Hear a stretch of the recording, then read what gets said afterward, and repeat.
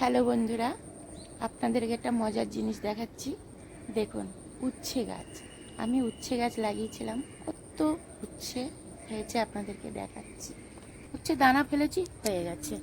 দেখুন কত উচ্ছে হয়েছে গাছে, হেভি হয়েছে। এই দেখুন, সব লাইনে তারে তারে সব হয়েছে, ঝুলে রয়েছে অনেক উচ্ছে। পুরো টালি ভর্তি হয়ে গেছে উচ্ছে গাছে। উচ্ছেও আছে, প্লাস করলাও আছে। আপনাদেরকে দেখাচ্ছি কত বড় বড় ঝুলে রয়েছে।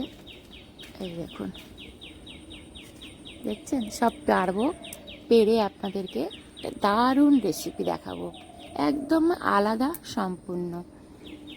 এই দেখুন, এর ভেতরে হয়েছে ভর্তি। এই যে পাতা আড়ালেই দেখতে পাবেন। পাড়তে খুব দারুণ লাগছে, খুব মজা লাগছে। গাছের ফল পাড়তে এত ভালো লাগছে না, বলবো। ঝুড়ি আমার ভর্তি হয়ে এসছে। আপনারা দেখুন, এক ঝুড়ি পেরেছি আমি। দেখুন আমার গাছের উচ্ছে কত হয়েছে, দেখুন কত উচ্ছে, এক ঝুড়ি উচ্ছে, কত ভালো বড় বড় উচ্ছে। নমস্কার বন্ধুরা, আজ আমি চলে এসেছি নতুন একটি রেসিপি নিয়ে। এই যে আমার হাতে দেখতে পাচ্ছেন উচ্ছে, এই গাছ থেকে পেরেছি। গাছ থেকে যে আমি উচ্ছে পেরেছি সেটাও আপনাদেরকে দেখালাম।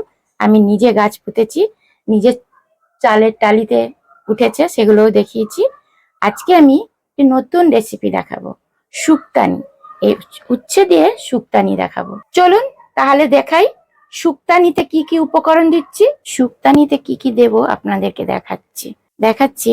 কাঁচকলা, বেগুন, রাঙালু, আলু, উচ্ছে, পেঁপে, ডাঁটা। আপনাদেরকে দেখাচ্ছি শুক্তানিতে কি কি মশলা দেব। এখানে রেখেছি আমি নারকেল, আদা, কাঁচা লঙ্কা, বড়ি, চিংড়ি মাছ, পোস্ত, আর রেখেছি এখানে সর্ষে। প্রথমে আমি আদা, সর্ষে, পোস্ত আর নারকেল বেটে নিচ্ছি। প্রথমে আমি উনানটা ধরিয়ে কড়াটা বসিয়ে সব আনাজগুলো ভেজে নেব। কড়াই সর্ষে তেল দিয়ে দিচ্ছি। তেল গরম হয়ে গেছে, প্রথমে আমি উচ্ছে ভেজে নিচ্ছি। উচ্ছেতে সামান্য নুন দিয়ে দিচ্ছি। আর উচ্ছে ভাজা হয়ে গেছে, আমি এবারে উচ্ছেগুলো তুলে নিচ্ছি।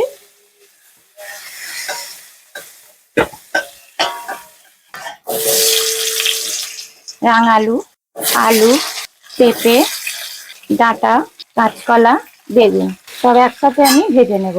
সামান্য নুন দিয়ে দিচ্ছি। আমার সব আনাজগুলো ভাজা হয়ে গেছে কত সুন্দর করে। সব আনাজগুলো আমি তুলে নিচ্ছি। বড়িগুলো ভেজে নিচ্ছি। বড়িগুলো আমি লাল লাল করে ভেজে নেব। আমার বড়ি ভাজা হয়ে গেছে, বড়িগুলো তুলে নিচ্ছি। সামান্য একটু নুন দিচ্ছি। চিংড়ি মাছ আমার ভাজা হয়ে গেছে, আর ভাজবো না আমি। দুটো শুকনো লঙ্কা দিচ্ছি, তেজপাতা দিচ্ছি দুটো, রাঁধুনি দিচ্ছি, পাঁচফোড়ন দিচ্ছি। ভালো করে মশলাগুলো ভেজে নেব। ফোড়নগুলো আমার হয়ে গেছে। এর মধ্যে আমি এক এক করে দিচ্ছি আদা বাটা,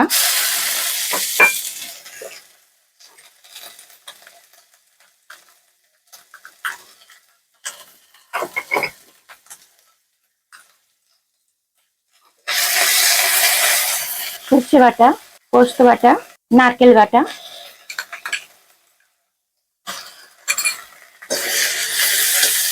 ভালো করে আমি মশলাগুলোকে ভেজে নেব। দেখুন আমার মশলা কষা হয়ে গেছে, তেল বেরিয়ে গেছে। এবারে আমি আনাজগুলো ভেজে রেখেছিলাম ছেড়ে দিচ্ছি। ভালো করে নাড়াঘাটা করে দেবো আমি। মশলাগুলো ভালো করে মিশিয়ে আমি দেব। এবারে আমি সেদ্ধ করার জন্য জল দিয়ে দিচ্ছি। এবারে আমি চাপা দিয়ে দিচ্ছি। 15 মিনিট পর আমি ফিরে আসবো। 15 মিনিট হয়ে গেছে, আমি ফিরে এসেছি। ঢাকনা খুলে দেখি আমার শুক্তানি রেডি। এবারে আমি দিচ্ছি চিংড়ি মাছ। চিংড়ি মাছটা দিয়ে আমি একটু ফুটিয়ে নেব আবারও। এই রেসিপিটা পুরো সম্পূর্ণ আমার মায়ের। আমার মা ছোটবেলায় এসব রান্না করতেন, এখন আমার আর মা নেই। এবার আমার মায়ের রান্নাটা আমি শিখে নিয়েছি। কোনো বাচ্চারা দেখবেন না বলবে না। এবারে আমি বড়ি দিয়ে দিচ্ছি। আবার আমি 5 মিনিটের জন্য ঢাকা দিয়ে রাখছি। 5 মিনিট হয়ে গেছে, আমি ফিরে এসেছি। ঢাকনাটা খুলে দেখছি, শুক্তানি সম্পূর্ণ রেডি। এই শুক্তানি একবার হলেও আপনারা এই রেসিপিটা ট্রাই করে দেখবেন, বাড়ির সকলেই ভালোবাসবেন। একবার খেলে মুখে লেগে থাকবে, বারবারই এটা বানাতে বলবো। এবারে আমি লাস্টে ঘি দেব, ঘি না দিলে ভালো হবে না। আপনারা ভাবছেন খুব তেতো, তেতো নয়, হালকা তেতো আছে। শুক্তানি খেয়ে আপনাদেরকে দেখাচ্ছি কেমন হয়েছে।